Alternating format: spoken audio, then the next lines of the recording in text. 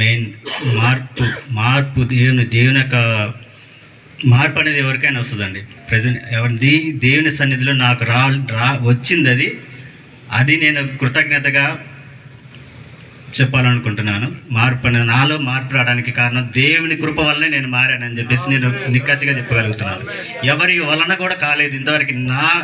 నా పొజిషన్ ఇక్కడ అందరికీ తెలుసు. ఇక్కడ నేను ఎట్లాంటి వాడిని, ఎట్లా తిరిగాను నేను అట్లాంటి తెలుసు. కానీ దేనివల్ల కానీ అక్కడికి తిరిగాను, ఇక్కడ తిరిగినా, అన్నీ తీసుకున్నా కానీ ఇక్కడ కానీ నాకు మారుపడాలి. ఎప్పుడైతే నేనైతే రక్షణలోకి ఎప్పుడైతే మారుమనసు తీసుకున్నానో, ఆ మారుమనసు తీసుకున్న తర్వాత రోజు నుంచే నేను నా హృదయంలో అంతా శుద్ధీకరణ చేసుకొని నా హృదయాన్ని యేసుక్రీస్తుకి నేను దేవునికి అప్పచెప్పుకొని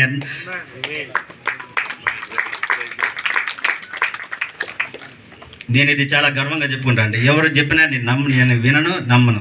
కానీ ఈ విషయంలో మాత్రం నేను చాలా ఖచ్చితంగా చెప్పగలను. ఆ మార్పు అనేది నేను దేవుని ద్వారా